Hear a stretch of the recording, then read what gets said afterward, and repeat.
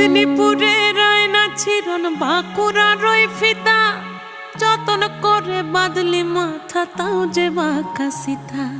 মেদিনীপুরে রায়না চিরন বাঁকুড়া রই ফিতা আর যতন করে বাঁধলি মাথা তাও যে বাঁকা সিতা।